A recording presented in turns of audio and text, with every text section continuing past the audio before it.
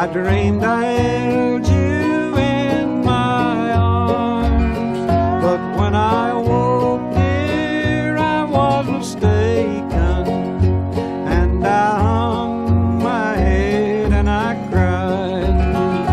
You are my sunshine, my only sunshine. You make me happy when skies are gray. You'll never know, dear, how much I love you. Please don't take my sunshine away. Well, hi everybody. I'm going to try to do this without breaking up. I know if I break up a lot, it's going to get long, it's going to get boring, and I'll apologize in advance if that happens. This is a celebration of life for Doris Erickson, my beloved wife of 19 years and my best friend for 22. I'm going to leave the slideshow running. This is some of our favorite photos from all over the world. This is the eclipse in Libya, in the Libyan desert. And I'm busy taking pictures and doing all kinds of things, and she screams, "Kiss me!" Oh, yeah, right. And we did eclipse cruises for quite a few years, and she went for everything else, and I went for the eclipse. And what I found out, though, that it didn't matter if there was a good eclipse or not, because if we go for everything else, that you get a fantastic vacation regardless. She didn't love astronomy the way I do, but she always told everybody she loved me. And so she loved to be there wherever I was, whatever I was doing. And she could do astronomy outreach with the best of them, as far as you know, talking about astronomy and galaxies and nebulae and everything else. She could tell you the root words of nebulae in the Greek and so forth, and the whole 9 yards. She could explain it all to you, and she just did that, learned all of that from me, not because she loved it, because she loved me. That a couple things first. For those of you that appreciate reminders like this, this is a great time to silence your cell phone. For those of you who don't appreciate a reminder like that, well, tough. Bathrooms are out the door and through the main entrance over there, where you see some big lights. There's in a little alcove there, you'll see some bathrooms to the right. But today I want to tell you a little bit about the most fantastic best friend I've ever had in my life. This woman saved me from oblivion. She was born April 27th, 1950 in Anchorage, Alaska, in the old Providence Hospital in Alaska that no longer exists. Her parents, George Fitzhugh Klein, this was his second family. His first wife had died and his kids were fully grown, and he had remarried a much younger woman, Marcella Maccan, I'm not sure exactly how to spell it. I never knew, and Doris didn't either. And they went to Alaska to homestead. There was 80 acres you could homestead in Alaska, and he decided to start his life over again in his late 40s in Alaska as a homesteader. And so that's where Doris was born. George, Doris's father, was a World War I anti-aircraft gunner in France. Wow. So he was a World War I vet. And we didn't know much about him.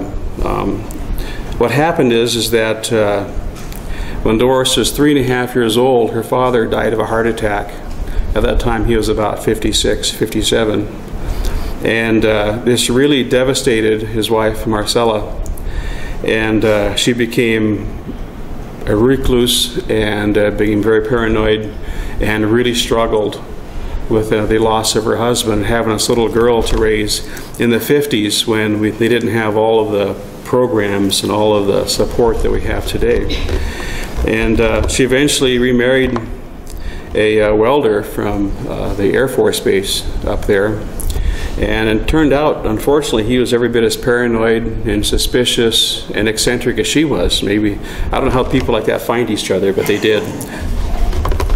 And But this was, of course, really devastating to Doris, because Doris, her dad really loved her. You got these pictures of this man, and all of these pictures, he's holding this little girl, and he can just tell that this is his life, is this little girl.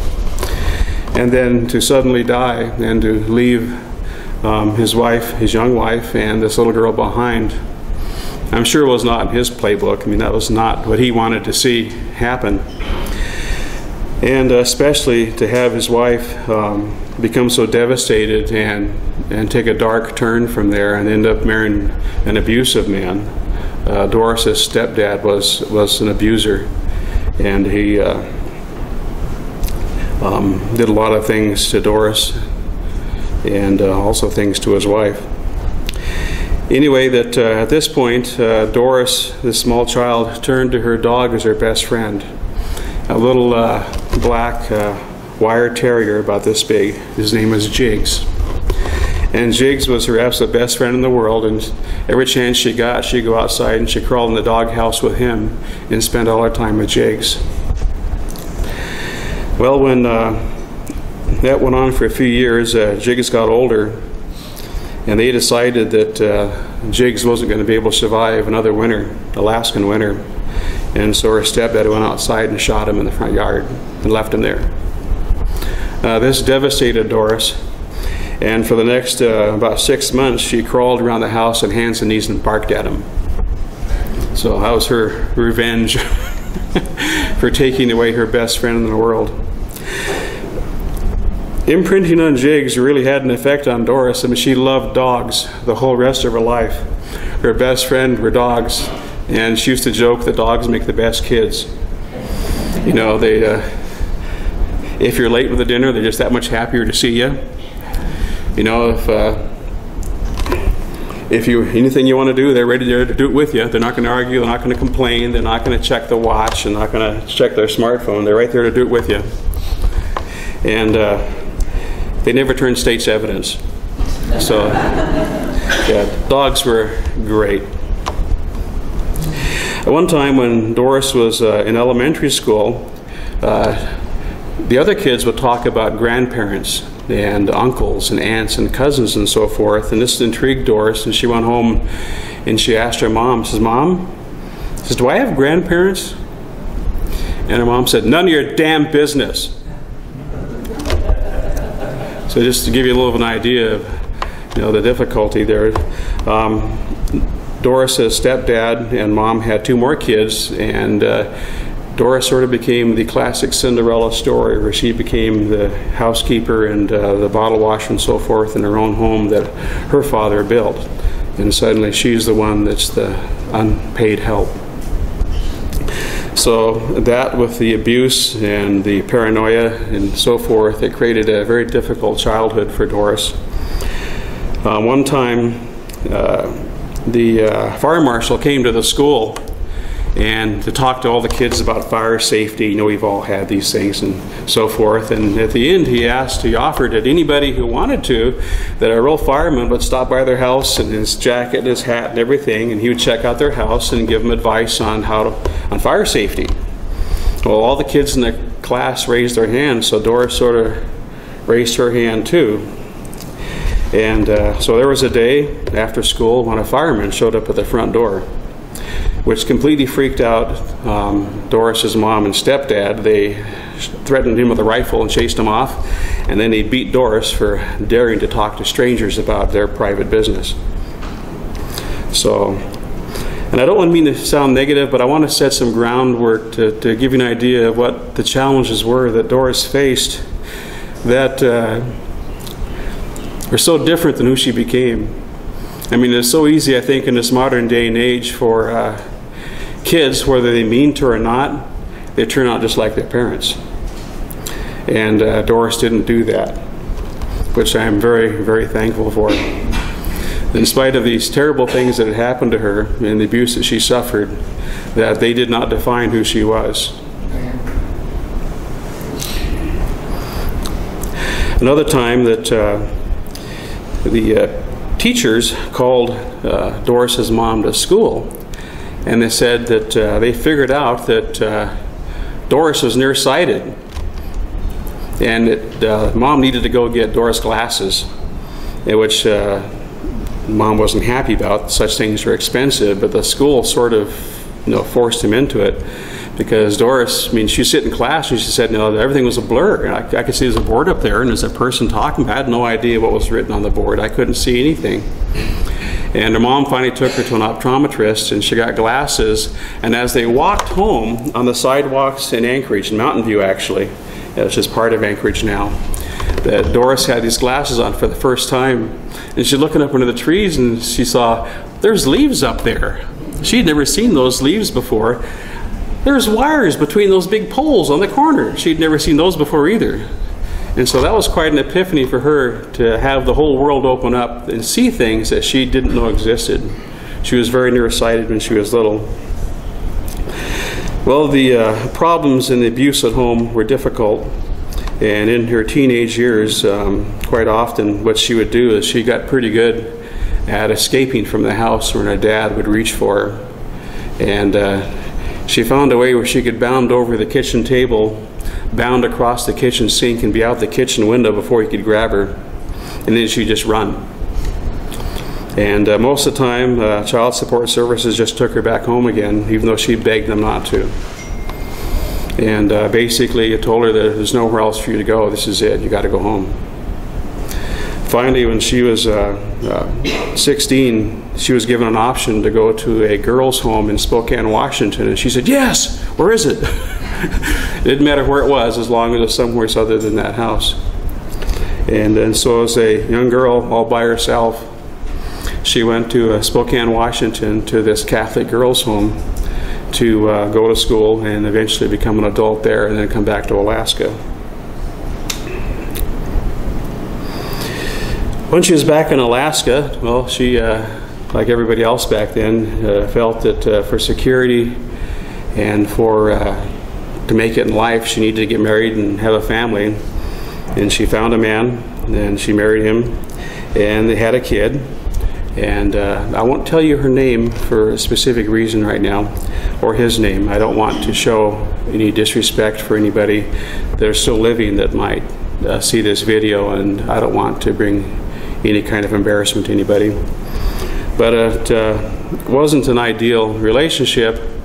And when her daughter turned 13 and the hormones hit, that some girls do, things went really bad, Nowadays we know a lot more about hormones. We know the things that can happen to little girls, and they have meds for that. They have treatment. They understand that some girls, that this hormone dump just completely messes up their mind, and they just turn into this screaming demon from hell with the red eyes and the head that goes all the way around and spews the green soup and so forth.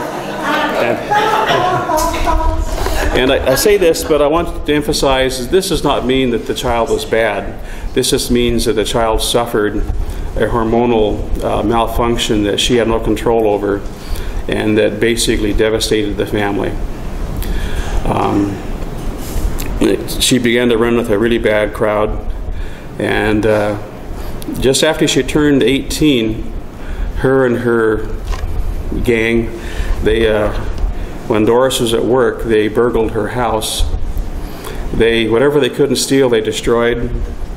And at that time, Doris had a small, white, fluffy dog, and they tortured it with cigarettes. It was covered in cigarette burns. And when they were done, they threw the dog into a snowbank in the backyard and left. And then they headed for the border of Alaska and Canada. They caught her and her gang at the border, and they called Doris and said, "What do you want to do with her?" She said, "She's 18 now, she's your problem. And you better cuff her to a chair, because if you don't, she's going to be gone in just a few minutes." Anyway, this event was enough to get her committed to a treatment facility in Texas, which helped some. But this was at a time when not a lot of effort was put into family reconciliation. And so they didn't really make any effort to reconnect Doris's daughter with Doris or her husband. And they never reconnected. The last time either of us heard from her was about probably about 21 years ago when she called Doris and wanted Doris to co-sign so she could buy a car. And we've not heard from her since. And so it's a sad deal that mom and daughter were never reconciled. I know this really bothered Doris a lot over the years. She didn't want to talk about it, but I think that there was a big gaping wound in her heart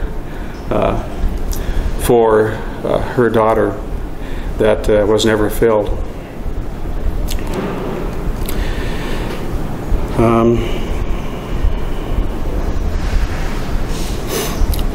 Doris was interesting in the fact that Doris was a financial genius. This woman, that she started planning her retirement her first day on her first part-time job as a teenager. I started planning my retirement at some point after meeting Doris. And I have to tell you, the woman was an absolute, she'd tell you she was an idiot savant, which is not really, it's like that, but she was brilliant with money. This woman took great pleasure from great columns of numbers and totaling them and seeing a total at the bottom. She took pleasure, and she could rub her fingers over the numbers and feel pleasure from that. And of course, I'm into science and astronomy and Avogadro's number and E and pi and all these kind of things. So we used to joke that she loved rational numbers and I loved irrational ones. So, but what she did is her first job was at a dispatcher for a security firm, and like most people have jobs like that, it's rough, the hours are odd and so forth, and you're told you never do anything right and the pay is terrible. And from there she got a job as a receptionist at Providence Hospital in Alaska, and it's run by a bunch of nuns, at least it was back then. And they had real trouble with Doris because Doris had the most beautiful fingernails, the most beautiful curvature to her fingernails, and they're nice and thick and hard. She could grow the most gorgeous nails, natural nails, of any woman I've ever seen. Well, she was very proud of her nails back then, and she painted them bright red. Well, the nuns had a real problem with that. But she held her ground and wouldn't back down.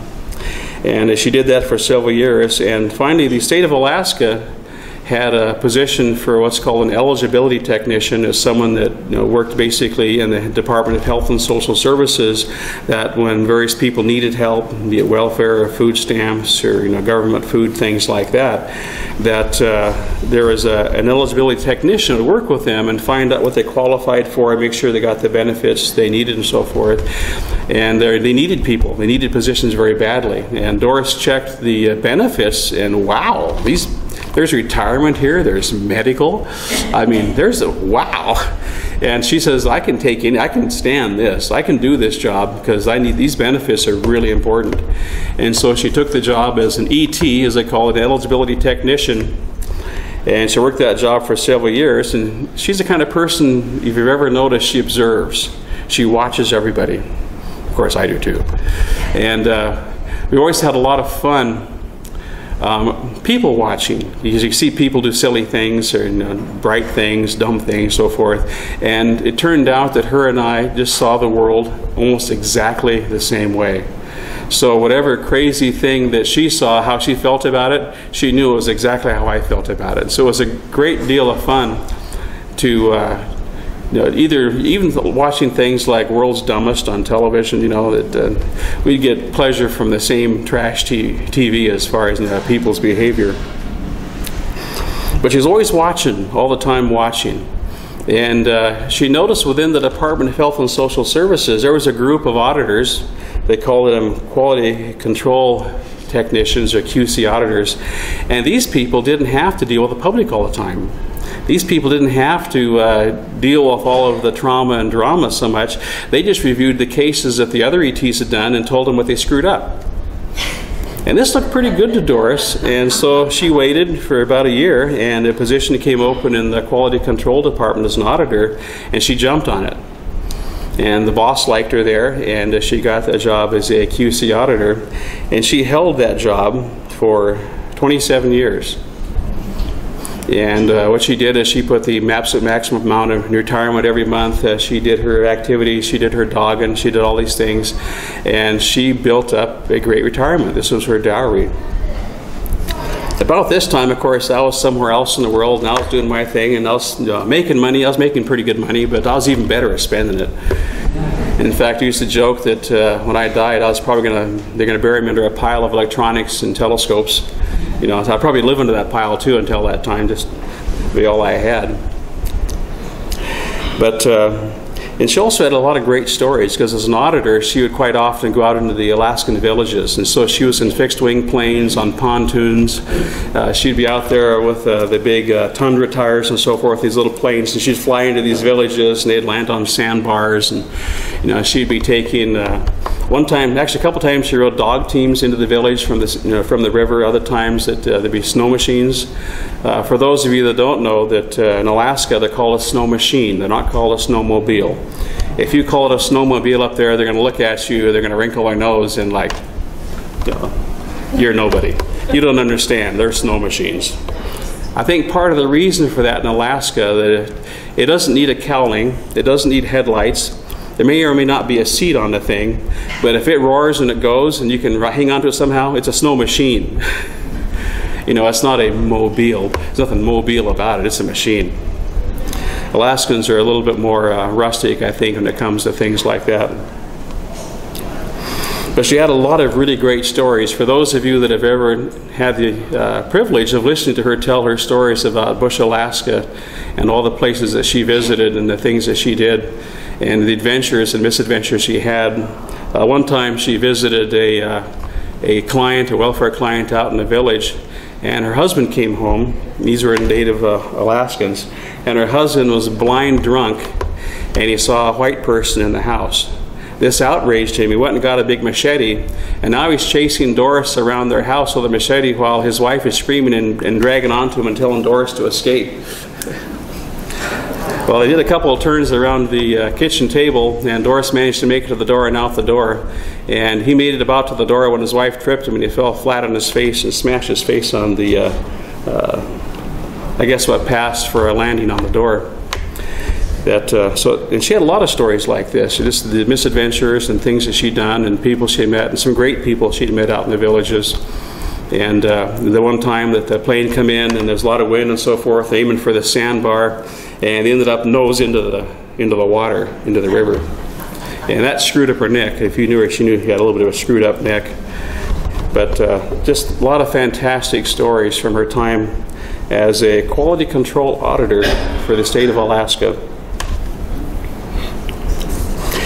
Anyway, going back to the marriage just for a second, that when things were darkest with her daughter and things were so desperate and she didn't know what she was going to do and she was so overwhelmed, she turned to her husband and she said, "I've got to have your help in this. I can't do this alone. I must have your help. I don't know what to do. I'm totally out of my element. I am completely overwhelmed. I need you to be involved." He turned to her and he said, "Well, I don't think she's my daughter anyway." That was the precise second that their marriage ended. I mean, they still were in the same house, but Doris said she'd never in her life ever felt more betrayed and devastated and alone than she did at that moment. So they were together for several more years before a day came when Doris took her Ford Aerostar van, which only had 2 seats in it. The rest was full of dog kennels and bumpers and the stench of dead ducks and shotguns and things like that. She loved field trial retrievers. She loved to train dogs. Once again, her dogs were her passion. She took and filled up her van with her own clothes. She took a smaller TV set, got her dogs, got all of her dog and stuff, and she paid off the house and gave it to him. She paid off his twin-engine diesel boat, fishing boat in Alaska, and gave it to him. And she left and she started her life over again. Just with her clothes and her dogs. She felt that's all she needed. And there I want to stop her story for a minute, and I want to tell you a little bit about mine, but only as a segue to bring you back to her story again. That in Alaska, I was in a difficult marriage. It turned out that my first wife had a mental disability that made life extremely difficult for her and also very difficult for me. For those of you that might know what borderline personality disorder is, you understand, and for those of you that don't, I'd suggest you research it. Make sure your kids and young people in your life know what this is so they can avoid it.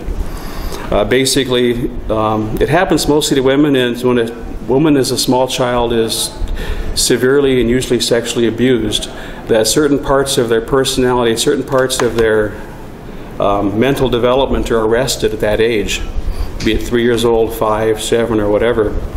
And so it's possible you can have an adult, a 30, 40, 50, 60-year-old adult who can have a wild physical tantrum like a 3-year-old. And to people who don't understand what this disability is, it's really confusing. You think you're dealing with Jekyll and Hyde. You don't understand what's happening or why. And you figure maybe there's something you can do. And because you don't understand the problem, there's no fixing it. And these people suffer a lot. I mean, I want to tell you, these people suffer more than anybody else you can possibly imagine suffer. They're afraid of everything in the world, and the number one defense mechanism is aggression. And this is the most difficult combination of characteristics a person could ever hope not to have. Well, my first wife suffered from BPD, and I didn't know what it was. It wasn't until years later when I drugged my children to counseling, weekly counseling, by the way. They each had their own counselors that got drugged there weekly, that the counselor wanted my ex-wife to come in for a session with us. I said, sure, if you can get her here, yeah, no problem. That's great. You know, I don't think she's going to come, but here's your contact information. Well, she managed to get her there for one session, and it was a fiery session, as you can imagine. And afterwards, when everybody else had left the room except me, and I had the privilege of filling out the check to pay for all of this counseling, she says, there's a couple of books I want you to buy. I said, okay, anything to help my kids with this difficult problem we had. It says the first one is called Walking on Eggshells, and the second book is called I Hate You, Don't Leave Me. I said, whoa, well, what are these books about? She says, these are books about a fairly complex mental illness called borderline personality disorder. She says, have you ever heard of that? I said, no. Says, well, it's very complex, but I think they might help you to more effectively understand and deal with your ex-wife. I said, are you saying my ex-wife has borderline personality disorder? And she said, I am not saying that. She is not my patient. I'm just telling you, buy the damn books. Okay.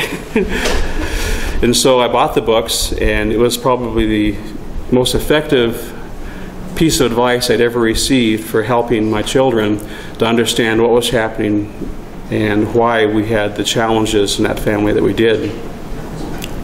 But rewinding back a little bit, that I didn't know this during the marriage to my first wife, and things were getting crazier and crazier, and the behavior is crazier and crazier, and finally I caught her with another man. I mean, just cold to rights, caught her with a man, and the only cause was everything that was hidden before was now just done right out in the open, and I could either like it or lump it. You know, I'm going to Seward for the weekend with Martin, and you get to watch the kids. You know, and if you got a problem with that, tough. And so I put up with that for a while, but no matter how much I tried to accommodate for the children, she would just find one more level to push it to. And finally I felt that I had no choice but to file for divorce. I felt maybe I could do more for my children outside of this marriage than I could do inside of it. And I filed for divorce. And that was a terrible thing. For those of you who have ever been through a divorce, it feels like death. It's the same as, it feels like how I feel now losing my spouse. It hurts. You feel like a failure. You feel like life has come to an end. You feel like there's just no point. You just don't know where you're going next. You don't know what life holds for you. Nothing matters. You don't eat anymore. And you just stop caring. And you're very miserable. Well, in my case, that I felt all of those things and more. But I soldiered on because you have to, right? What else are you going to do? And I had just recently taken a job for the state of Alaska. Before that, I had worked for, I took a job with a phone company. Just before that, I had worked 5 years and 2 days for the state of Alaska. I got vested in their retirement program and then left and took my soul with me. So, the problem, though, is that I was working in the Commissioner's Office of Health and Social Services for the state, and I was the IT specialist who helped about 100 offices. Little small offices all over Anchorage and the greater Anchorage area, and there's only one of me. And so how was I going to do that? What I decided to do is that in every office, I would pick the smartest, most technically astute, computer literate person I could find. I'd train that one person and let them support that office and then not support that one person. So when they had a question they couldn't answer, they'd call me, but everybody else in the office talked to them. And this system worked fairly well. When I went to the phone company and got a big pay raise and better benefits and things like this, and I was fully vested in the state. In fact, I made the phone company wait 3 months so I could fully invest with the state before I left to make sure I get that retirement. That they didn't replace my position for 9 months. Well, I was one of the first people back then who always carried a pager, and I had one of the earliest cell phones, and since the state wouldn't pay for them, I paid for them, but I made sure that everybody had the numbers, because in my experience, I'd much rather have the people I support find me easily than not be able to find me at all. If they can find me easily and I could tell them, well, I'm not going to be able to get to you until tomorrow afternoon, at least that answer, they had less stress than not knowing what's going on. So I felt it was less stressful for the people I supported by making sure that they could get a hold of me easily. When I went to the phone company, I kept my cell phone, I kept my pager, and because my position was empty for 9 months, these people out of desperation kept calling me. And so I talked to my boss of the phone company. He says, well, you know, the state's a really big customer of ours, and as long as you can do your job and help all them too, keep doing it. Keep helping them. You know, they need help, and just good PR. And we'll write it off as just public relations. And so I had a lot of calls from state offices, people looking for help. Well, one of those offices was the Quality Control Office in Anchorage. And one day, Doris Haney, that was her previous name from her first marriage. It wasn't her maiden name, her previous marriage. And she called up and she had a question about tape backups and tape rotations and so forth on the server, and so I answered all of her questions. And she says, oh, by the way, you know, I hear through the grapevine that you filed for divorce. She says, is that true? And I said, well, yeah, unfortunately it's true. I just, it was one of those things that it was a very, very difficult marriage, and things were just getting progressively worse and worse, and finally I got to the point that I felt maybe I could do more for my kids outside of it than inside of it. And she says, but you always seem so happy. You had pictures of your kids, you had pictures of your wife, you said what a good cook she was and everything, that none of us had any idea. And I said, well, if you're trying to fix something, what sense does it make to go badmouth that person or air your dirty laundry to other people? Besides, who wants to hear it? Everybody's got their own problems. They don't have time for mine. Nobody cares about my problems. She says, well, that's probably a good perspective. She says, so what are you going to do now? I said, I don't know. So I'm middle-aged. I'm gravitationally challenged. I'm a little bit asymmetric, you know. I'm a geek. I'm a hot, wet mess. I don't know. I'll probably be single for a very long time, maybe the rest of my life, but it's okay because it was better than where I was. And maybe now, when I got the freedom to control this money that I earn, I can do things for my children that I couldn't do inside that marriage. And she said, oh, there's women out there that would be happy to date you. You know, you're a nice guy. You're smart. You know, you're not bad looking. You know, you're not as fat as you think you are. And you know, yes, I am. Says you won't be alone forever. And I says, well, I think I might be, but it's okay. It's okay. It's better than where I was. And she said, well, you know, if you were to ask me out for a date, I wouldn't say no. And I said, "Say what?" And she said, "Don't make me repeat that. I could barely say it the first time." And unbeknownst to me, this woman, when I was coming around to these offices, taking care of all the computers and so forth, that she had fallen in love with me. And she was crazy about me, but because I was happily married, she respected that. I never had a clue, not even a hint, that she even so much as liked me. She respected that absolutely and left me alone. But the moment she found out that I was getting divorced, man.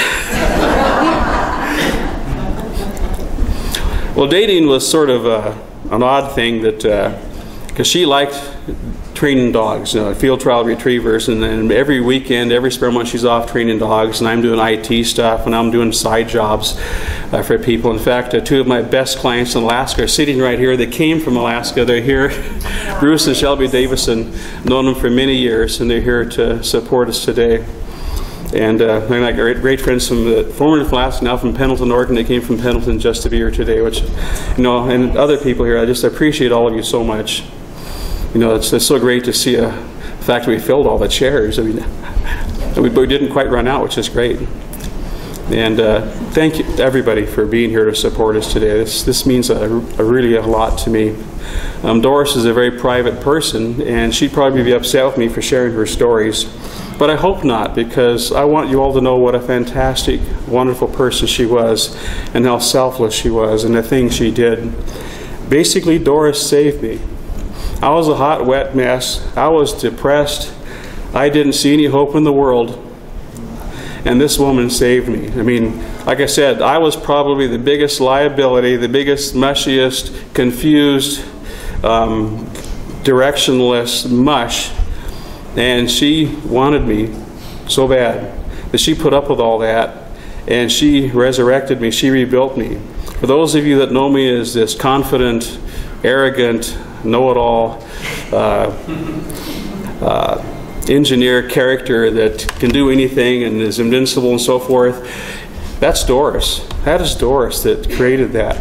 She's the person who always, we've known each other for 22 years, married for 19. There was never one moment in all that time that she ever disappointed me or broke my heart, lied to me, betrayed me in any way, or wasn't 100% loyal to me. And I cannot express, there are no words to describe how awesome that is, and how much I miss that, and how spoiled I was. And I felt invincible on top of the world because of her. Because the way she saw me and the way she supported me, than everything and anything that I wanted to do. Doris didn't like Hawaii. It's too hot, it's too humid, and there's no seasons. She liked seasons. But I love astronomy, and Waikoloa Village, if you love astronomy, Waikoloa Village is the mecca of planet Earth to live, if you love astronomy. And so that's why we came here, and she came here to support me. In hindsight, I wish I hadn't brought her here. Astronomy was not worth it to me if she wasn't happy. She didn't know she was going to be unhappy in this heat and humidity, but once I found out she did, it was a matter of, I needed to get her out, but I didn't get a chance to do that. And now I feel bad about that. I feel really bad that I didn't have her where she wanted to be. Because, Doris loved to travel. If you look at some of these slides, that was taken in Italy, in Milan. We went on eclipse cruises in the Mediterranean. That's Growler Pond in Arizona, hiking in Arizona in the Superstition Mountains. I think that was bicycling in Alaska. There's Kauai Harbor. Doris loved to travel, and she loved to explore, and whenever she was in one place too long, she got irritable. But never at me. Somebody else had to pay for it, but I didn't have to. But anyway, so now we have Doris has decided that I'm the guy she wants. And things are getting a little bit serious between us. And I thought, I need to tell her that I have a really crazy ex-wife and two really twisted up little girls and another little boy that isn't really mine that has lived with us, but we have no legal claim on. He's native Alaskan boy that had no home to go to or anything, and we brought him in.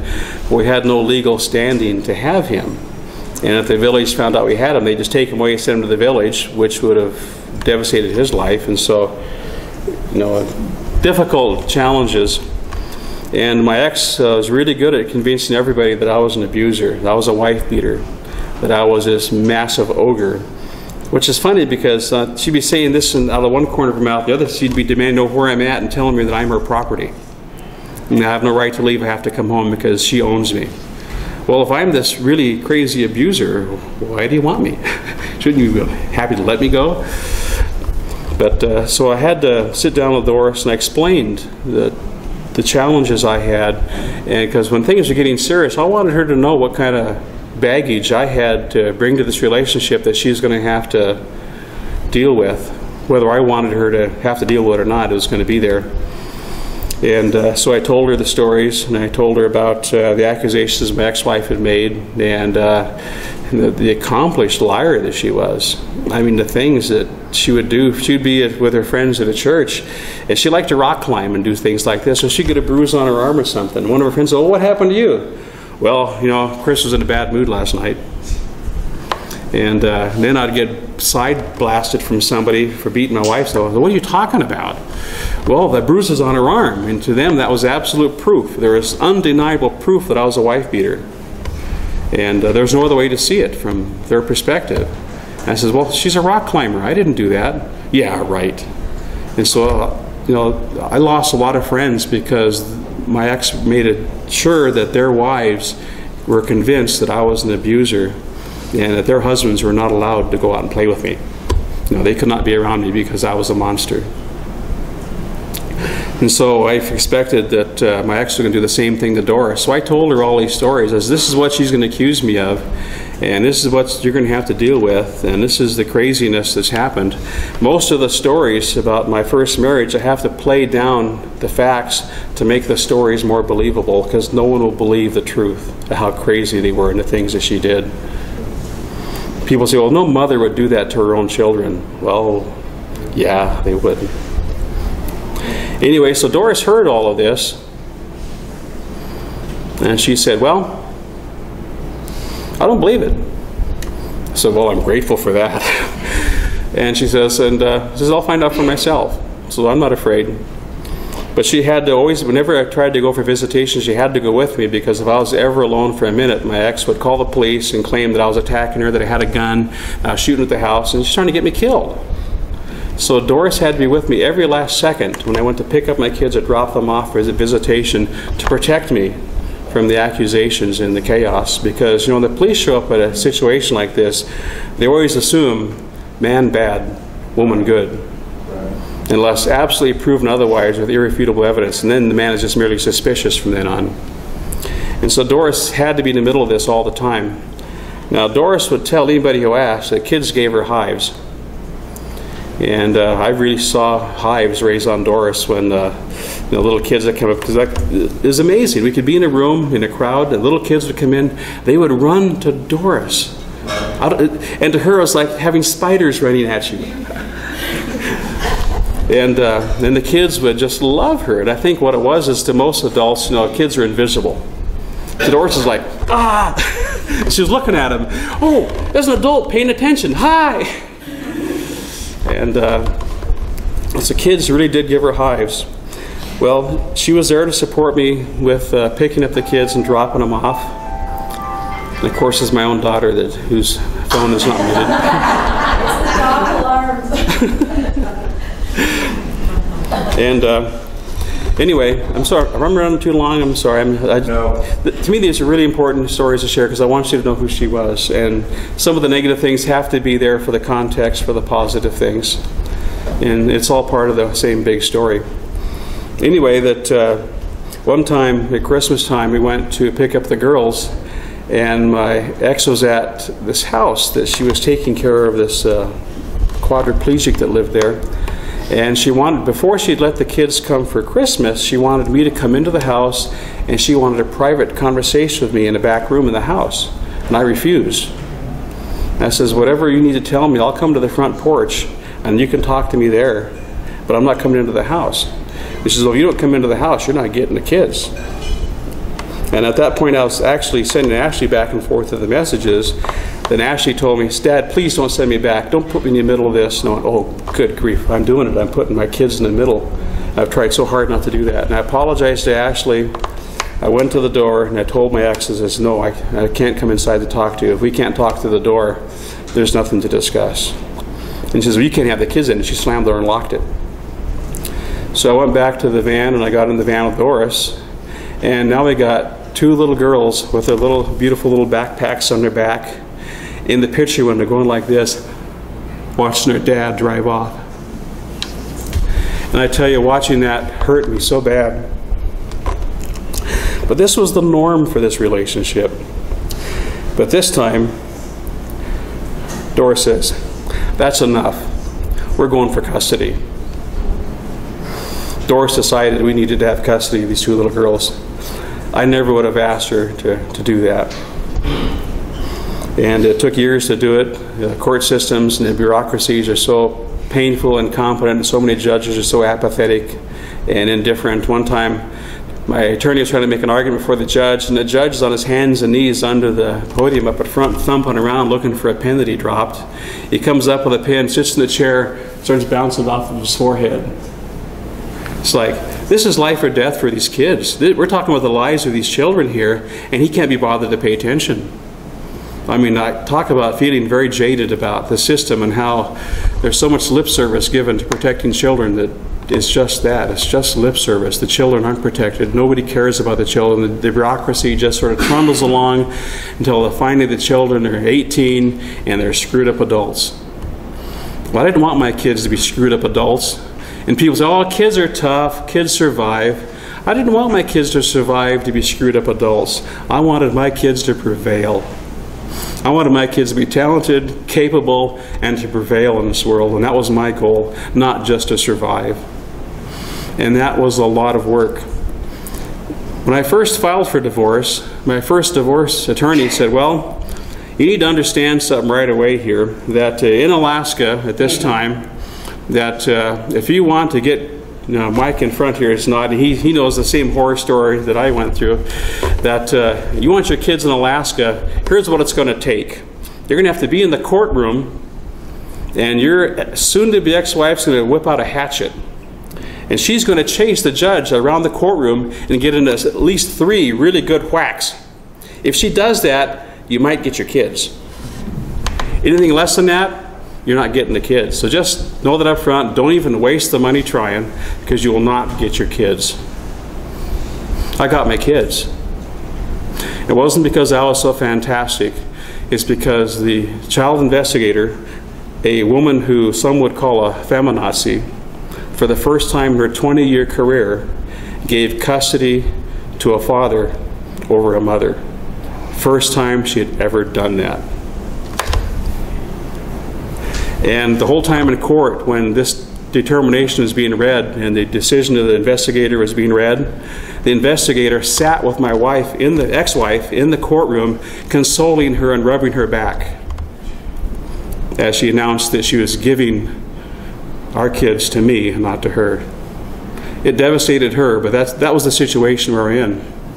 So now Doris and I got 2 really twisted up, very unhappy, very traumatized little girls to try to straighten out. My ex has visitation, and this is another, it's just a different thankless situation where my ex would tell the children, well, if you're not living with me, maybe I should just go ahead and commit suicide. You know, if you don't take my side, inspiring your father and tell me stuff and bring me stuff that, you know, I don't love you. And she would triangulate my daughters against each other. She would take turns which one she loved and which one she didn't, and make the girls compete for her love. And all of these head trips. Doris did not deserve any of this. Doris did not deserve all the angst, all the trouble, all of the chaos from my ex-wife, the chaos from my poor twisted up kids, who aren't twisted anymore. They're actually pretty good kids now. And they will tell you, and they'll get a chance, if they have enough courage, to tell you what they think of Doris as their step monster. But Doris took him to string camp. Doris got Ashley a ferret. And I said, no, you're not having a ferret. We have enough chaos with everything. We don't need a ferret in this house. I get a call from the pet store. And Doris says, you better get down here and defend yourself. Ashley's coming home with a ferret. So I go to the pet store, and there's this ferret that Ashley's fallen in love with. And of course, parent that's ever had a kid that's gotten a pet, you know that you've lost.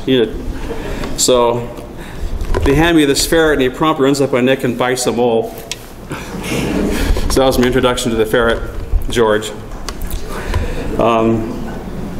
And meanwhile, this entire time, kids still give Doris hives. I mean, her experience with her own daughter was so painful. And then she's got 2 more twisted up little girls that to also try her best to raise and be there for that aren't even hers. And we had private violin lessons, we had private piano lessons. I put them both in private school. Put Ashley in the best private school I could find. I put Sydney in the best charter school I could find because she was younger. In fact, at the private school we had for Ashley, there that was spring trip or summer winter? The field trip? You'd never guess where the field trip was. Mainland China. I didn't get to go. I've not been to China yet, but my daughter has. I was trying to do everything possible within my power to create as positive of an environment for these kids as I could, of wholesome, meaningful things as far as Christmases, Thanksgiving. For those of you that come to our house every year for, we call it the land of misfit toys. The older retired people and so forth don't have any family here. We'd have a Thanksgiving or Christmas and invite everybody to join us and so forth. There's a little bit of the same tradition, basically try to have fun and a positive experience. The same thing we did for our kids.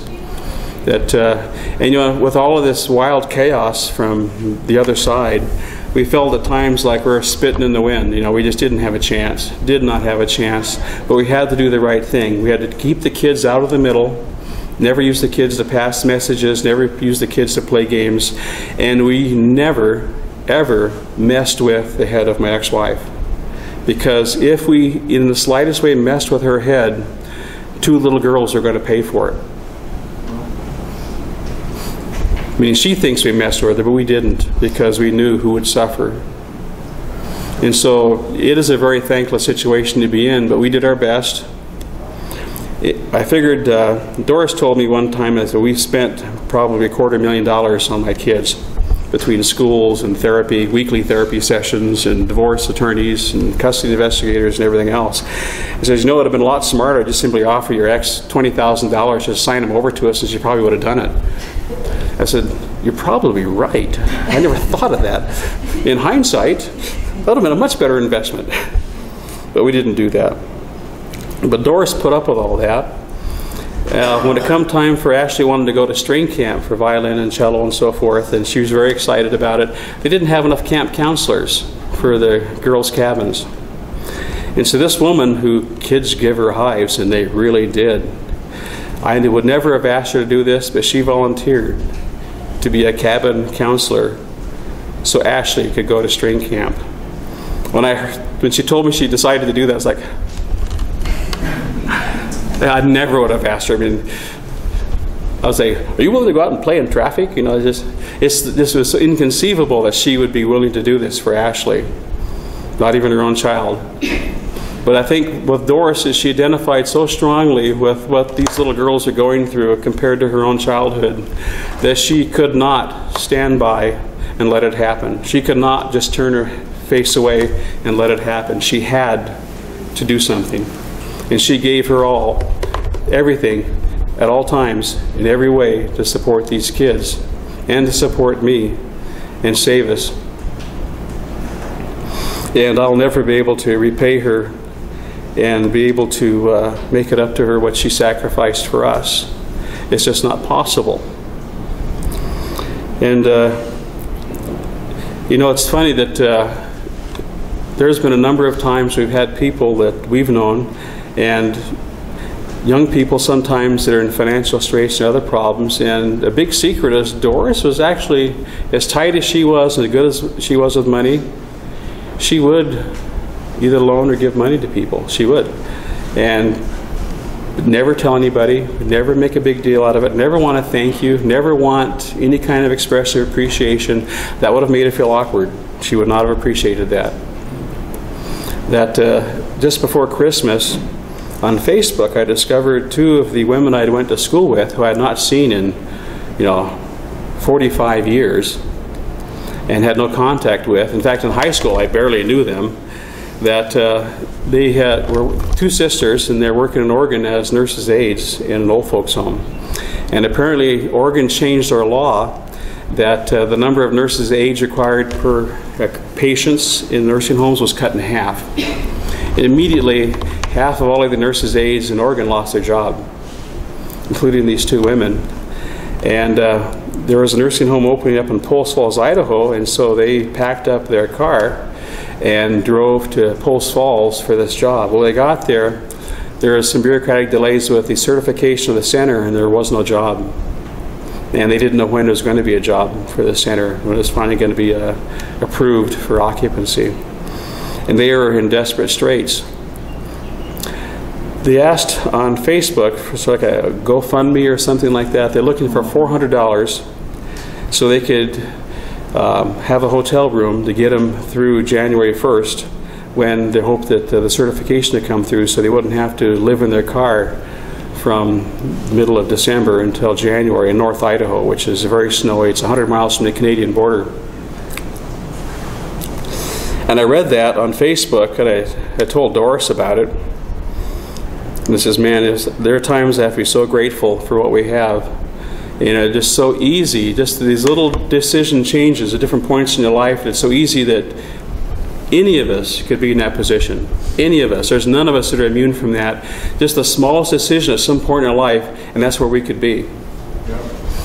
And Doris agreed and says, so how much money are we going to send them? And I said, well, I don't know. What do you think? I said, let's send them $600, which is more than they asked for. And so we sent them $600 through the GoFundMe on Facebook. And we had a chance to make it anonymous, and I knew what Doris was going to do. I said, do you want me to check the anonymous box? And she said, of course. And so we sent them $600 through Facebook to help them out. And they don't know we even did it. And I don't think they're ever going to see this video, so I'm not too concerned about them finding out. But Doris did this all the time.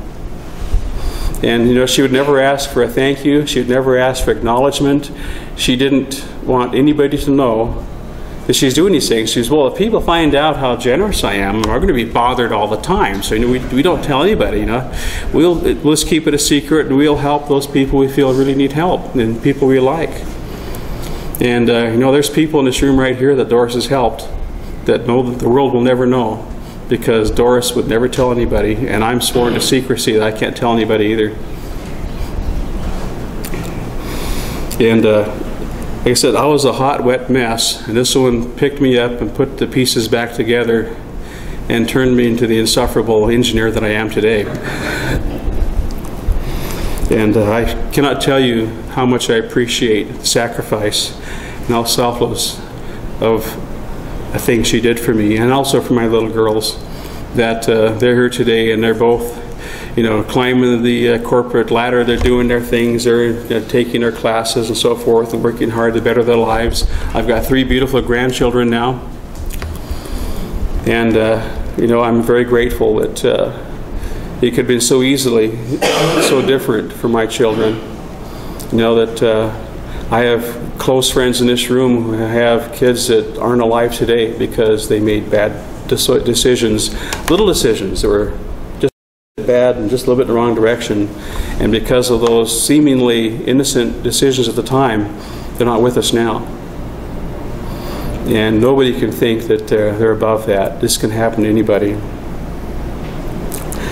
Anyway, finally our girls were growing and on their own. I'll be happy to say we had them both on the honor rolls at different times in school. Very proud of them for that. And as empty nesters, we decided to come to Hawaii and play at astronomy and scuba diving. I was a scuba instructor in Alaska and so forth, and enjoyed that. And Doris didn't care for scuba diving, but she really liked me, so she certified to scuba dive. And we dove Truck Lagoon, the Caribbean and so forth, and then Alaska. And we had a lot of really fun scuba diving vacations until the person who organized these expeditions passed away suddenly from a heart attack. And that's when we switched to eclipse cruises, which was actually a lot of fun. If you guys ever want to have a really great vacation, go on an eclipse cruise. You get to have a cruise, you get to see someplace wonderful in the world, and there's an eclipse in the middle of it. And so it's something for everybody, right? And it was a lot of fun. In fact, many times we had got neighbors to come with us and other close friends to come with us on these eclipse cruises. And the great thing about a cruise, which never occurred to me because it seemed like that's just too decadent, the nice thing about it is you unpack in your hotel room once.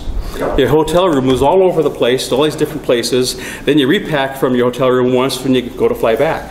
So you only got to unpack and pack one time. And the hotel room goes everywhere, which is pretty cool. And especially if you have friends with you, that these kind of trips are so much more fun when you have a bunch of friends together to share the experience. We also have done a fair amount of volunteer work at the Onizuka Viz, doing astronomy outreach, and also with CARES. That we did dog foster care for a while. That we'd take in these dogs and give them a foster home and assess them and clean them up and see what their issues are and so forth, and try their best to get them ready for adoption. And one little fella who had been tortured and abandoned, and he failed at 4 adoptions. And when he was going out the door for the 4th adoption, Doris says, you know, if he comes back again, let's just keep him. I said, I am so glad you said that. And he's the dog we have now, Jake. If you've not met Jake before, please come over and meet him. He's the most comedic, intelligent, creative, interactive dog you'll ever meet. He is absolutely a gem. But we had to quit fostering dogs because he'd get so jealous. We'd breed another dog and he'd be devastated. He was very insecure, and so we had to really work with him, be careful, because another dog would come in. One time, he went through the house and he picked up all of his toys and put them in his toy box. I didn't know dogs did that, okay? I didn't know dogs could do that. He picked up all his toys, put them in his toy box, and stood guard over it. Whenever the other dog walked in, but he actually had several anxiety attacks when we had other dogs, because he would be misbehaving. He'd be the spoiled kid that would be acting out, and so I admonish him to leave the other dog alone, and he had several anxiety attacks at different times because of that. Just my disapproval and telling him no and stay and no and so forth was devastating. And being a dog, I really couldn't explain it to him. So finally we gave up on the dog foster care because it was just too hard on him. He couldn't understand, and each time he felt he's being betrayed. And so he's the only dog. We got a cat that he tolerates. Another rescue cat. Doris rescued that cat too. But and he is just an absolute bundle of joy. There's no dog you'll ever meet that's more creative, more fun, and more of an imp than Jake. Anyway, the last few years of retirement, Doris got bored. Retirement's a lot of fun, but she liked to do something. And so what she decided to do was prepare taxes for people as a tax professional for fun. Yeah. I would chew off my leg to escape from doing taxes, and she did them for fun. And if you ever had a chance to the tax office to watch her, that she would deal with some of these people, and she would ask some of these questions like, okay, what is your mailing address? No. What is the address where you receive your mail? Where do you get your mail? Yeah. Mail? Do you get mail? Okay, where do you live? Yeah, I live in Hawaii too. Where do you live? What is your address? And she was amazingly patient with some of these people, people from places like Samoa or Fiji and so forth, American Samoa, so they're Americans. When they come over here, and life is a lot more complicated here than it is in some of those communities. And some of the things we need to know in modern world, they don't quite understand. Okay, how many kids do you have? How many of them are yours? Yeah. Do they live with you? No, every day. Do you see them every day in your house? Do they have somewhere else they sleep? No. Now, how many are your kids? And giving these confused answers, and she'd be so patient with these people. And some of the people that she worked with in the office are here, and they can attest to this, that she'd be so good with them. It was like watching a whisperer of some kind as she would work with these people and get this information to fill out these forms. And she would take one box at a time, and she would work with them until she got that box full, and she'd go to the next box, and she'd work with them until she got that box full, and work down the list, and she would crank them out. And the owner of the tax office, Randy, used to tell me, that woman, she's a cash cow. She sits over there, and she just cranks them out, cranks them out, cranks them out, never complains. She's the only person here that likes her job, and just cranks them out, and she loves it. And to her, she loved the numbers, and she liked helping people. To her, it was a challenge that she loved to conquer, to be able to work with these people and help them to get their taxes filed. And she says, no, we are not the IRS. We're here to help you deal with the IRS. No, I don't work for the IRS. No, really, I don't. These kind of questions you had to answer. It's unfortunate that when Doris was 13, that both her mom and her stepdad smoked. And that was the point she began to steal cigarettes from her mom's purse and started to smoke. And she smoked, not heavily, but she smoked steadily until she met me. I didn't smoke. I hated smoking. And but I didn't pound on her on it. Basically, she smoked when I met her, so that's, there wasn't anything concealed there. She worked very hard to conceal the fact she still smoked for my daughters. And she didn't want anybody else to start smoking. And within the first 2 years of knowing me, she managed to quit, and she stayed quit until she passed. But it was probably since summertime until now, she'd be getting weaker, a little bit out of breath, not feeling on top of her game, still biking with us on Sundays, doing other things, just not quite the endurance. And we thought, well, maybe we're just getting older. Maybe we're just slowing down because we're getting a little older, and maybe we're a little too round, and we got to keep working on getting rid of this. And we weren't sure. And I thought maybe she's got a cold, maybe she's got bronchitis. And I said, well, maybe we need to go to the doctor. So no, we got scheduled doctor's appointments into the next month. It'll wait till then. Well, one morning she had a really severe pain in the calf of her leg, and I texted a good friend of mine who is a doctor, and he said, take her to the emergency room, take her right now, don't let her tell you no, just take her. And so I bundled her up and I took her to the emergency room, and they found what's called a deep vein thrombosis, or a blood clot in the lung, or a blood clot in the leg. And they did a chest x-ray, and they found that she had stage 4 lung cancer. And I'll tell you guys that the symptoms of many cancers, especially lung cancer, are so subtle. The chance of catching it at stage 1, where it's operable, are almost non-existent. For those of you, I would suggest if you've ever smoked, and also the doctor told us, it's not so much how long you smoked. They feel nowadays it's more about when you started. If you started as a teenager before you're fully grown, you're much more likely to have lung cancer later in life, which was all news to us. We thought that last 20 years of not smoking would give us some credit, that it wasn't going to be the case. But I would suggest get a chest x-ray and get the exposure optimized for picking up things like lung tumors, because a chest x-ray is like any other kind of picture. There can be different exposure settings. There's exposure settings to study bones, there's exposure settings to study soft tissues and so forth. But get checked. If you can catch it at stage 1, where it's much more survivable than stage 3 or 4, where it is not survivable. From the time that they first detected and told us that Doris had stage 4 lung cancer and it was terminal, and there was a 10% chance she would live 2 years. At that point, we had a month and a half, and we didn't know it. And at that point, everything else in my life came to a halt. as all my friends can tell you, that all the projects, everything else I was doing, everything came to a halt. And I became Doris's nurse, primary champion, you know, and everything else. And she was so worried I was going to be mad at her for smoking earlier. And I said, "Are you kidding?" She says, "If I was mad at anybody, I'd be mad at that 13-year-old kid all those years ago that decided to smoke, not at you." And that's the person who made this foolish decision. If I had a time machine, I would go back and I'd smack her around and say, "Don't you smoke." I'd tell her off.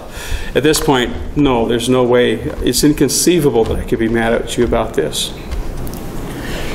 And she was worried about my job and all the things I'm doing. It says, "Sweetie," it says, "the one place on the whole planet I want to be is right here by your side. There's nowhere else in the world I'd rather be. And I love taking care of you. I hate why I have to, but I love taking care of you." And I did the best job I could to take care of her from that moment on. Sometimes I have to run down to the grocery store 10 minutes away and grab something and race back, and I'd be terrified that something would happen while I was gone. And how fast I could explain to a cop why I was going so fast to Waikoloa village.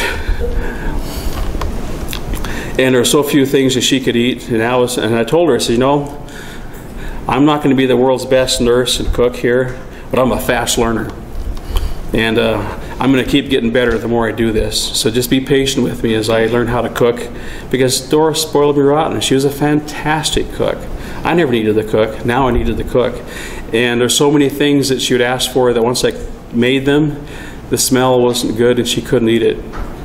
And I went through a lot of food finding things that she was able to eat. And then we found the doctor finally suggested a medication called dronabinol, which is a derivative from cannabis, which is sort of like the appetite part of cannabis, and that helped her to have more of an appetite.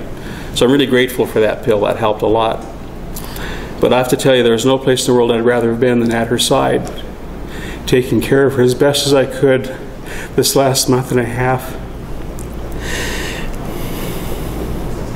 And I miss her so much. I'll never be able to replace her. I was so spoiled. She was so fantastic. And I don't know what I'm going to do now.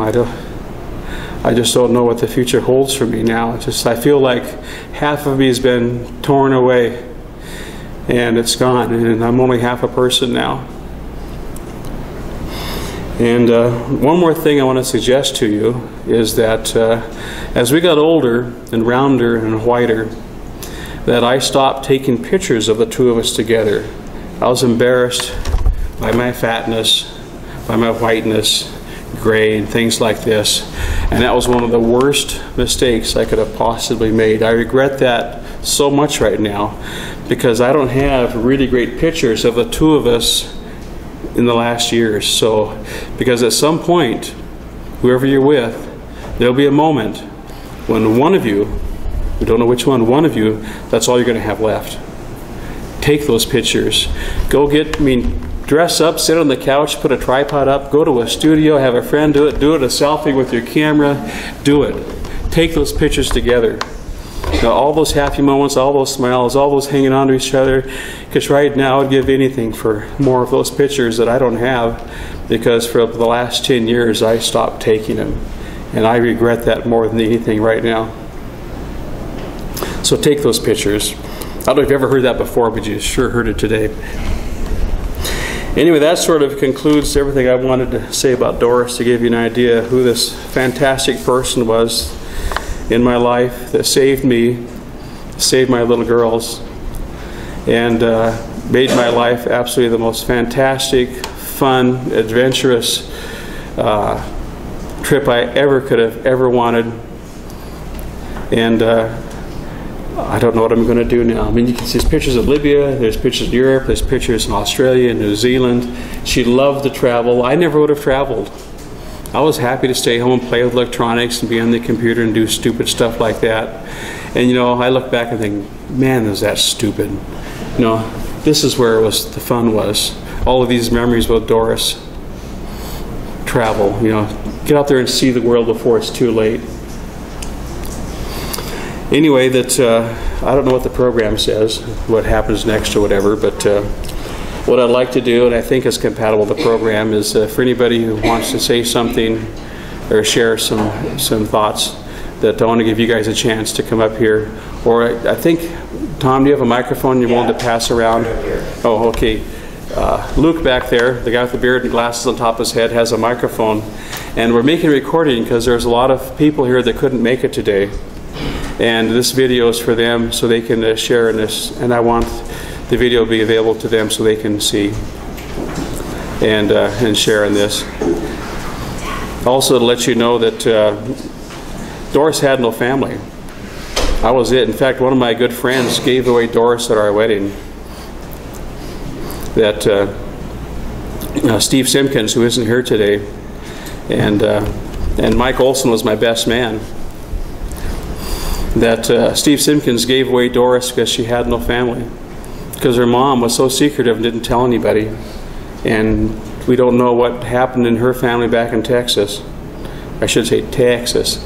That we don't know. And it wasn't until her father had been dead 50 years that his death records became public record, and we were able to find out some genealogy. And she was able to find a niece and an aunt back in Texas. We went and visited one time. And Doris always wanted to go back, but because her niece smoked very heavily, Doris didn't want to start smoking again. And so she kept trying to quit, the niece did, and so we kept waiting to go back until after she quit. Unfortunately, her niece died of stomach cancer, the complications from smoking 2 years ago. So Doris only got to see her that one time, but they talked on the phone constantly. And so my kids and me, we're all the family that Doris has, and all of you are the friends that we have. Doris has no other family. We're it. Which Doris would tell you, well, that's all I need. She didn't need a huge family, she needed us. So that's all I got to say, and I think my daughter Ashley would like to come up and try to say something without choking up. And someone's going to read some of the telegrams? Are you going to do that? Sydney will, okay.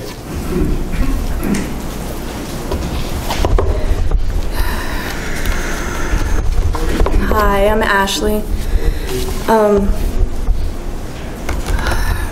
Dad kind of covered the whole past part of it, so I don't need to go into that. But I think I'm going to start with when I first met her for the first time. Dad had come to get us for our weekly dinners, and we lived in Eagle River, so there wasn't much to choose from. And Sydney and I usually would bicker back and forth between what we wanted, and we finally decided on McDonald's.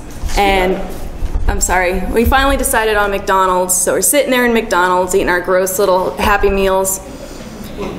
And here's Doris tucked back into a playland corner of this gross little McDonald's with gross little Happy Meals. And she just has this big, beautiful smile on her face. And I remember looking at her and seeing these beautiful red curls. And she had the most exquisite nails, and I thought she was the most incredible woman I'd ever laid eyes on. And I just remember sitting there watching her, and the way she was looking at my dad, and the way he didn't even know it. I didn't realize it then, but I realize now that was the first time I ever witnessed love. The kind of love that partners have for each other. And she was just so happy to just be there with him. And she was watching him being a father, and she didn't stop from there. So after that, we started doing weekends and doing holidays, and she went over the top. She decorated our bathroom in these little ocean theme, and she had a perfect little room set up for us, and bunk beds and matching comforters, and I'd never experienced that before. A beautiful home like that. And man, she would go over the top every Sunday. We'd wake up and she had French toast on the table and bacon, and she made her own little mochas, of course without the coffee, because we were hyper enough as it was. And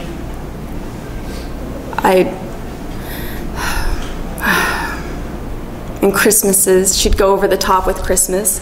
She would have us all dress up, and then she would take pictures, and we'd had our own little glasses of sparkling apple cider, and she'd bring the ice bucket out, and it was this big ordeal, but it was just the four of us. And I never felt for once that I was not her daughter.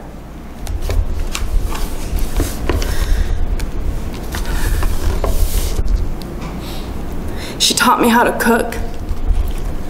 She taught me how to clean. And she taught me how to love.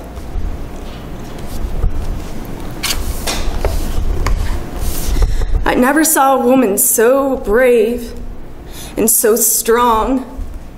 And she would take on the world for me, and she never flinched.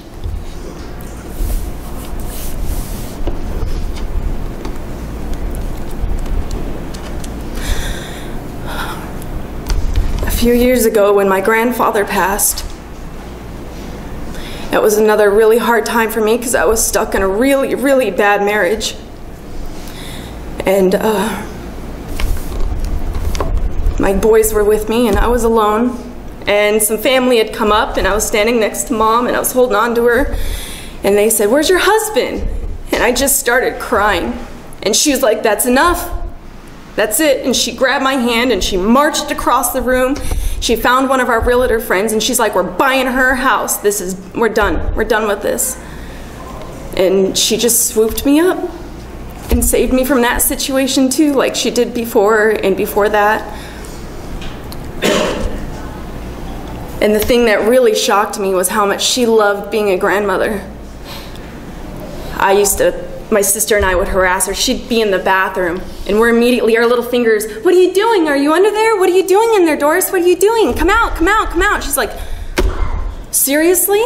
Like, this is when you want to talk to me, when I'm in the bathroom?" And we harassed her. Not meaning to, but with those grand boys of hers, though, she'd play hot balloon with them. She filled up a big old balloon in her nails, and she's popping the balloon around, and they're yelling and screaming and jumping all over the place and chasing her, and she's laughing and she's running. And my dad looks at me and he goes, is that Doris?" She sits down, and my youngest jumps on her lap, and I'm like, "Get off of her." And she's like, "If I have a problem with it, I'll say something." And she holds him all close. And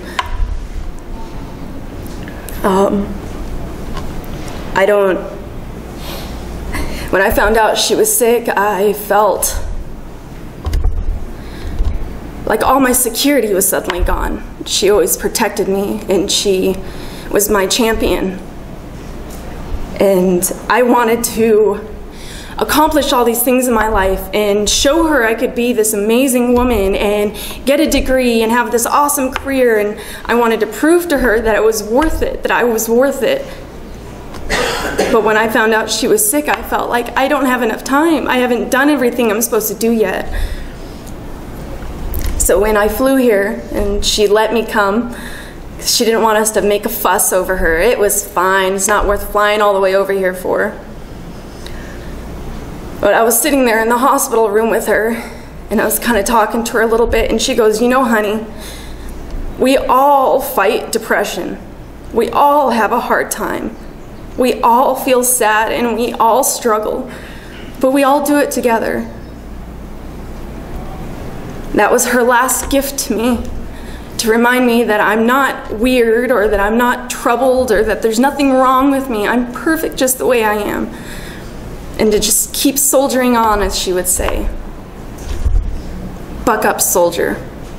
That's what she always said to me. I'd go complaining to her about it, and she'd go, "Buck up, soldier."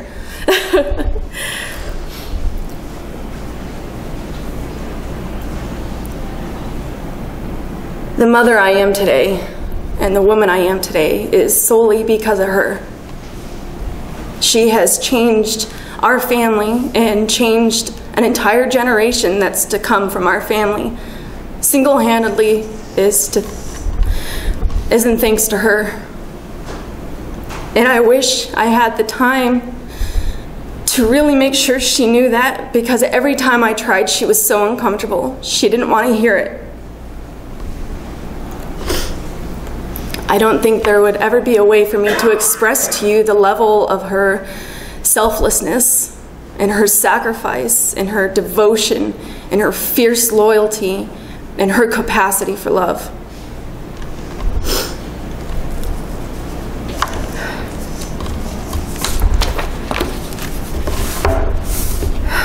So from now on, I'll try to just spread that same story to other people.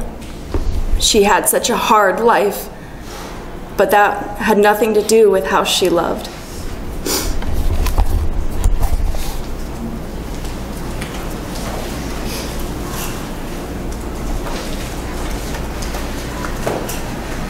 I have some telegrams from people who were not able to make it today. I'm so sorry that Sal and I can't be with all of you today to celebrate the life of our beautiful friend Doris Erickson. Her kindness and generosity will be remembered by all who knew her. We feel so fortunate to have been among the many whose lives were touched by her. From rescuing animals in need and spending thousands of volunteer hours sharing views of the night sky with strangers, to hosting holiday gatherings for all who otherwise would have spent the holiday alone, Doris will be remembered fondly. We will miss Doris, especially her smile and laughter, and we take comfort in knowing that she lived such a happy life with Chris. And we are grateful to know that Chris enjoyed the love and companionship of his wife and best friend Doris for 22 wonderful years. Sincerely, Maureen Salmi. I write this letter with a heavy heart. Chris, Ashley, Nancy, family, and friends, our prayers and thoughts are with you in this most difficult time. I pray that you and your family and friends will find comfort and strength in the days ahead. I met Doris about 8 years ago. Doris and Chris came to visit their parents, Rod and Nancy Erickson. Doris was quiet at first, but during our morning walks, I found her to be full of information and zest for life. Doris inspired Nancy Erickson and I to run a 5K in Coeur d'Alene, Idaho. I have never done that before, and I was a bit apprehensive, but Doris guided us through the process. She researched where to buy our special running shoes and took us to the path the day before. Doris also inspired my husband and I to go on our first political rally in CDA. I realized then how special she was. Doris was a strong, intelligent, and compassionate lady. I spent some time with Doris at Rod Erickson's memorial service. That is when I saw her demonstrate her love and compassion for her family. I wish I would have had the opportunity to get to know her better. Chris, please accept my deepest sympathy on the loss of your precious wife and best friend. Sincerely, Edith Robles. I did not have many opportunities to get to know Doris, but recently, when they traveled to Idaho for the eclipse, Chris and Doris visited the church I attend. Chris and Doris were talking to me about law school and my future career plans. And Doris wanted Chris to give me his business card in case I could use his contacts to help me get a job after law school. Doris thought so highly of Chris and his connections with people and places of authority that she wanted me to reap the benefits of his good reputation. Chris was trying to downplay it, but you could tell that Doris thought the world of Chris, and it showcased the type of selfless, supportive best friend Chris has described. With love, Heidi Keeley Miller. Doris, let me say that it comes with much regret that I did not send this card out sooner to you. The moment I saw the card, I was like, this is the most perfect card to send to you, for we met on the mountain stargazing. But I didn't write it in the card and get it out to you when my heart kept telling me to send it as soon as possible. I honestly feel so sad that I didn't get to tell you how grateful I am for you, how grateful that you were in my life. You took me in and took care of me when I had no family in Hawaii, where you two became like my ohana. Thank you for helping me when my car got stolen. I will never forget the email you two sent to me offering to sell me your tracker. I felt so blessed to have you two in my life looking after me. Thank you for telling me stories about your life in Alaska. I often daydream about our life was like on those small planes flying out to isolated places in Alaska. So fascinating. Thank you for sharing yours and Chris's adventures of going to see solar eclipses. So amazing. Thank you for helping me do my taxes. So grateful, and you never asked anything in return. You were so kind and generous. Thank you for my bearded Jake to go on adventures with me when I left Hawaii, which was so hard to do, and you supported me and gave me such a thoughtful gift. Thank you for always being there on the mountain. I always looked forward to seeing you two there. Always made my night. I was like family come up to visit. Doris, you will be forever loved, forever missed, forever thought of. I truly thank you for everything you have done for me. I pray a safe journey for you, and I pray you continue to look after us all. You will be remembered forever. Love you, Janet. We remember them. In the rising of the sun and its going down, we remember them. In the blowing of the wind and in the chill of water, we remember them. In the opening of the buds and in the warmth of summer, we remember them. In the rustling of leaves and the beauty of autumn, in the beginning of the year and when it ends. we remember them. When we are weary and in need of strength, we remember them. When we are lost and sick at heart, we remember them. When we have joys we yearn to share, we remember them. So long as we live, they too shall live, for they are now a part of us as we remember them. And until we see you again, in my prayers, Rebecca Fry. I knew Doris from work. We both worked for Health and Social Services. She worked downtown and I worked in Midtown. I mean to say I knew of her. The word from the grapevine was that she was smart, hardworking, efficient, and she had a head, unlike me, for figures. I actually met Doris when she started to date her husband, Chris, my good friend and coworker. I have to confess that I never went to lunch or hung out or became fast friends with Doris, but I know she was funny and adventurous and loving and true because she transformed Chris. She put a sparkle in his eye and a grin on his face that continued to grow over time. If Chris was a hand, Doris was the glove that fit it perfectly. If Chris was a camera, Doris was the lens that allowed him to filter the world. If Chris was Ed McCoon, Doris was the $1 million sweepstake. Godspeed, Doris. Take to the sky on wings. Chris will catch up with you as soon as he can. Lisa Simone. Christopher, our hearts grieve for your loss of your beloved Doris. Sorry. We know how much you loved her from the many times you spoke about her and how much happiness she gave you.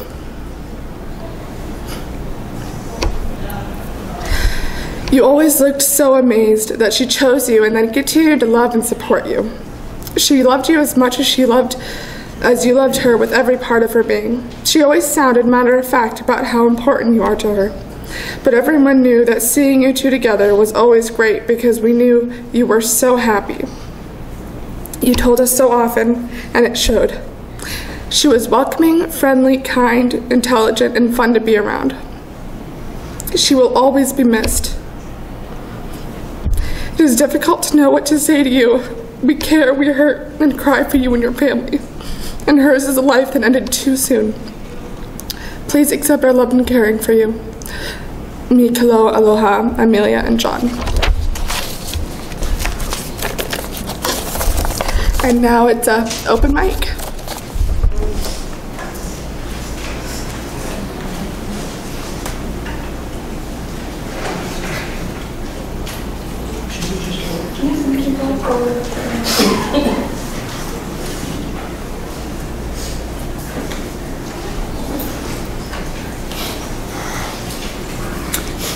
Chris and daughters, I'm so happy and proud I could be here for this total accident. This was not a planned trip to Waikoloa. We're here for the Lava Man, and I won't say this is necessarily a coincidence. It happened and we're all here, but what I want to say is that with my wife Shelby, we've known Chris and then Doris since the late 1980s, and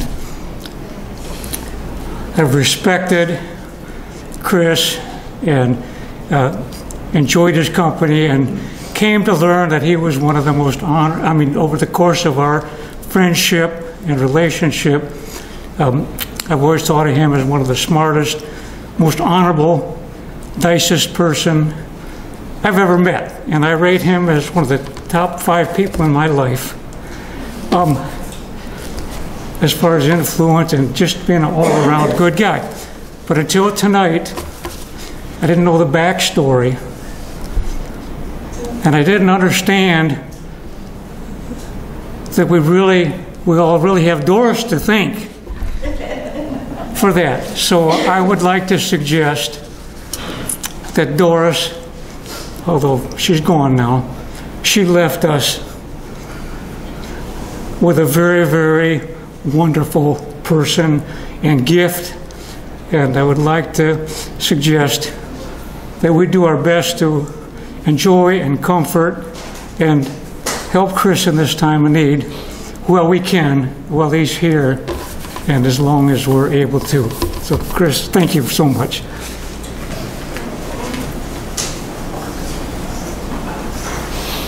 I see a lot of familiar faces in here, and when I first met Chris and Doris, it was through the Astronomy Club website, and I never will forget Chris's ending to his letters about we're looking for a place in Hawaii.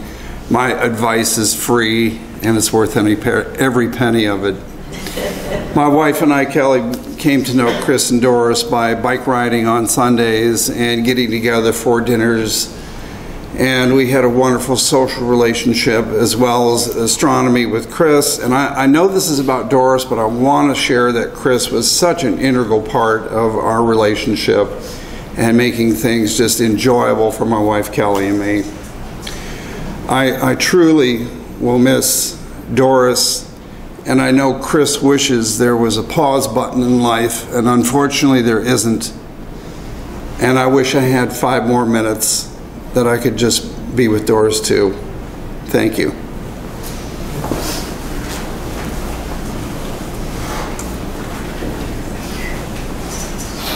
Hi, I'm Mark's wife, so I figured this might be a good time to step up for a second. And I too very much enjoyed my experience every single Sunday. Chris and Doris and Mark and Kelly, and for a while some other people were courageous enough to actually come and bike along with us too. But we did it for many, many years, and we had a great time. The thing that I really, really enjoy the most about Doris is the way that I had my experience of how I was when I was around her. Sometimes people are challenging to be around. I'm in the talking to people business. That's what I do. I'm a therapist.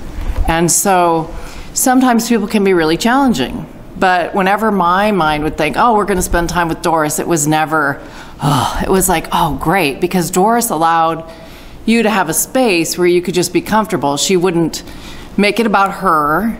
She was as funny as could be, and she had a little bit of a dry sense of humor like I have, so we really, really got along that way. But I really look forward to spending time with her, and I can't always say that about people, but with Doris I could certainly say that. You know, Doris was a person that you'd go, oh good, I'm going to see Doris. So that's what I enjoy most, is my experience of how I felt when I was with Doris. So thank you.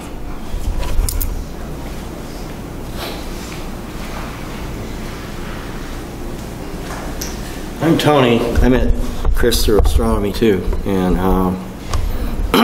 driving over the hill, I found out Chris actually has a sense of humor. Not everybody gets to see it. But I remember talking about our wives. You know, the only fault with our wives is their poor taste in men. And I said, thanks for that one, Chris. And behind every successful man, there's a surprised woman. I remember that one too. And you know, getting to know Doris, you realize the truth of it is behind every successful man or every good man, there is a loving, caring, determined, strong woman. And I saw that in Doris a lot. And,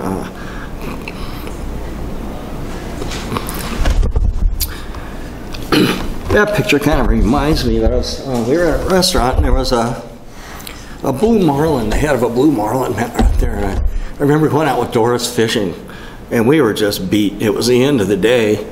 We had this big long lure trailing out behind the kayak, and she was at the controls. And I said, God, is that a shark? I said, no, the fin's wrong, the color's wrong. And I wonder what that is. She looks around, so that's a blue marlin. I said, well, do you want to go out after it, or do you want to head in? No, let's go get it. It was longer than the boat. And it would have been a 25-mile-an-hour trip to Maui in reverse. And so, but she was wanting to turn around. I said, I think I'll tangle the line in the rudder and use that as an excuse. So I did that. We didn't actually go, you know. I love hearing her stories about Alaska. They're absolutely riveting, you know. And what kind of a woman will set off on any mode of transportation, a snow machine, a dog sled, finish it up on snowshoes in the middle of nowhere by herself. You know, that kind of strength and determination can really help a guy over life, you know. A lot of times I wanted to hug her. She wasn't much for that kind of stuff, but I did get to hug her a couple times. I could see that she had a hard day, you know, and see it in her eyes. I'm still amazed that she let you have a complete astronomy lab in the dining room. I don't know how to do that yet. Yeah. Like, I guess the last thing I want to say is, yeah, I take to heart about the pictures and take more pictures, and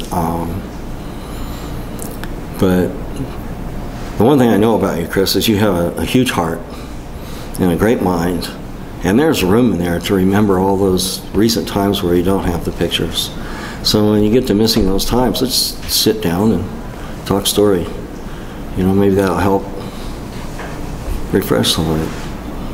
You know, and you've got a great family to take care of. Go on and do that. I guess I could probably go on, but that's the main part of it.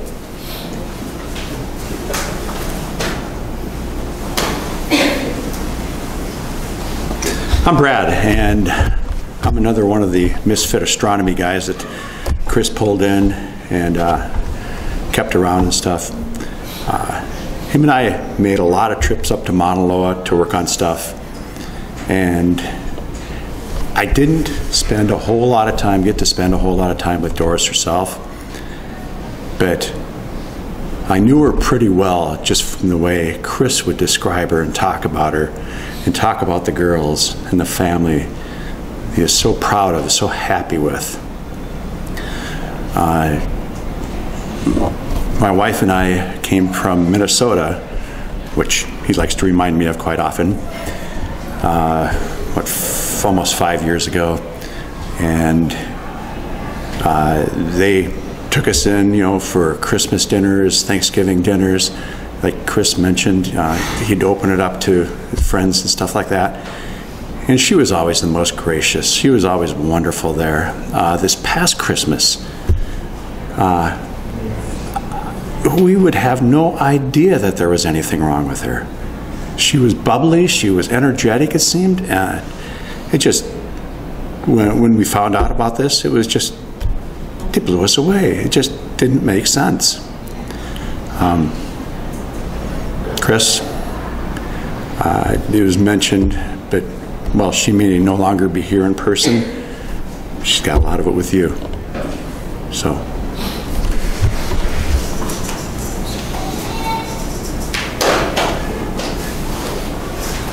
Hi, I'm Garnet Olson, and we flew in from Portland today, so if I'm a little not all here, it's because it's been a long day. Oh, speak up some more? Okay. I just wanted to say, my husband introduced me to Chris, and this was way back when he was married to his first wife, and the children were really small. And then we went through the transition to Doris, and it was really wonderful to go visit Chris and Doris in their house. And we were privy to all the difficulties that were going on, and they just kept going and kept doing all the right things. And sorry, part of this is because I'm tired, but one thing that wasn't mentioned is Doris knew a lot of, she did some cute little beading things for a few years. She'd make these little pouches and just these intricate things. And I'm pretty sure she gave me this necklace and bracelet set. So she's very creative. And so I was just really glad to know her.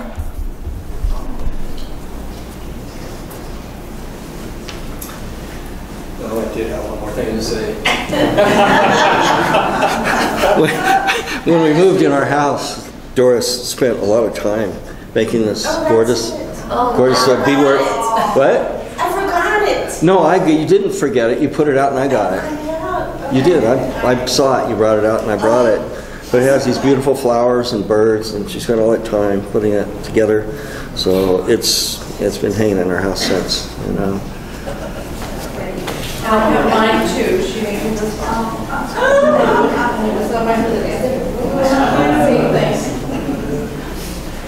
She was very detail oriented. talented and subtle, but yet there. I will miss my friend. Oh, she will.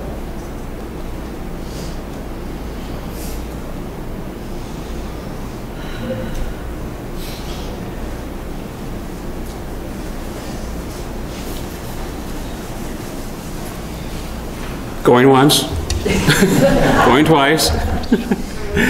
Thank you, everybody. It's really touching to me, and it really touches my heart. All of you have come here, especially some that have come from Vancouver, others have come from Alaska, others have come from Oregon, and some come from Illinois that are here today. That this means so much to me. Even those of you that came from across town, it means such a total, I mean, the words kind of describe how much this means to me to have you guys here and support us.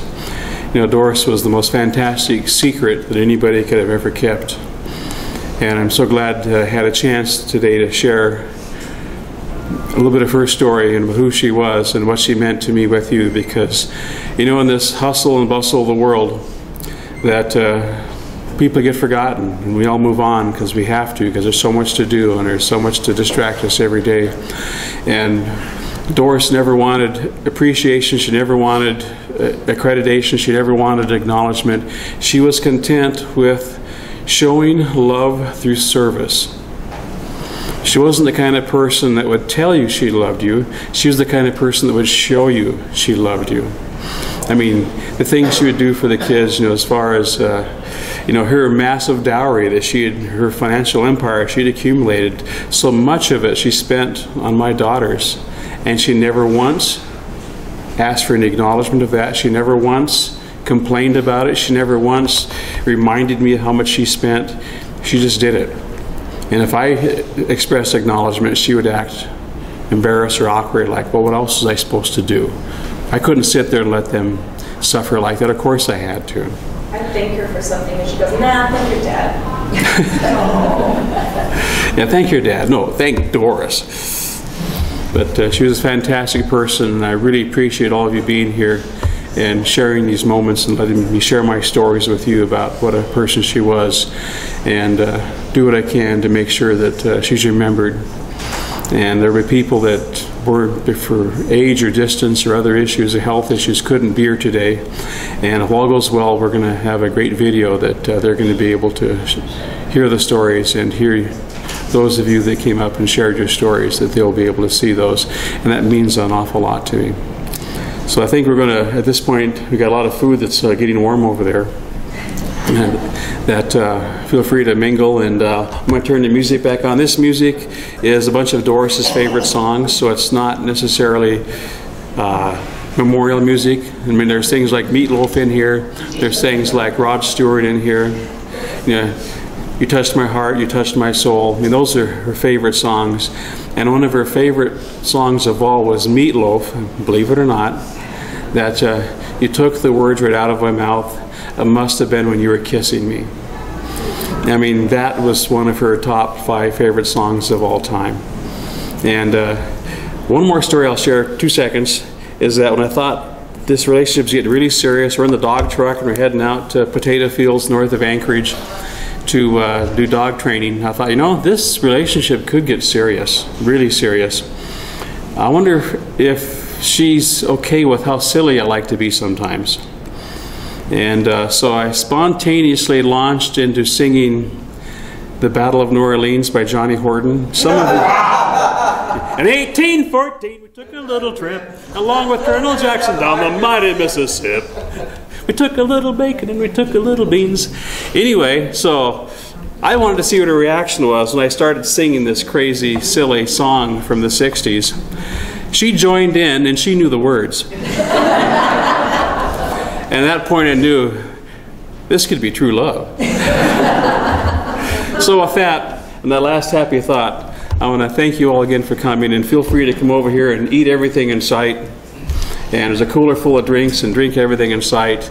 And we'll continue to share Doris's memory. Thank you. Thank you.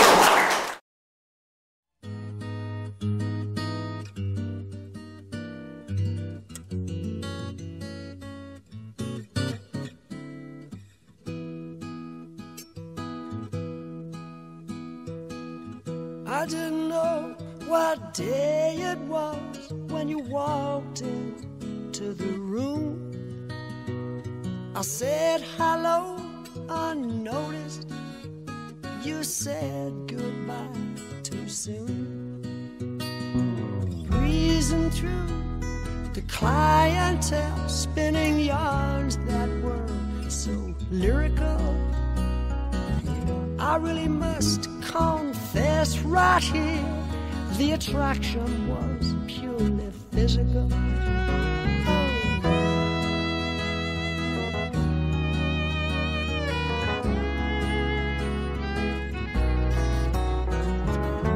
I took all those habits of yours that in the beginning were hard to accept.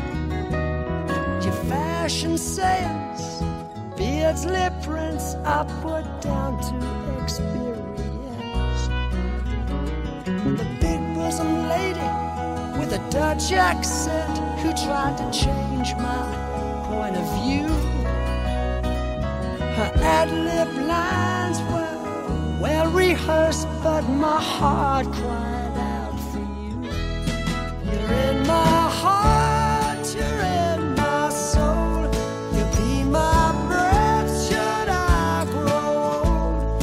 You are my lover, you're my best friend. You're in my soul. My love for you is immeasurable. My respect for you immense. You're ageless, timeless, lace and fineness, your beauty and elegance. You're a rhapsody, a comedy. You're a symphony and a play. You're every love song ever written, but honey, what do you see in me? You're in my heart, you're in my soul. You'll be my breath should I grow old. You are my lover, you're my best friend. You're in my soul. You're an essay in glamour, please pardon the grammar, but you're every schoolboy's dream. You're Celtic, United, but baby, I've decided you're the best team I've ever seen. And there have been many affairs, and many times I've thought to leave, but I bite my lip and turn around, 'cause you're the warmest thing I've ever found. You're in my heart.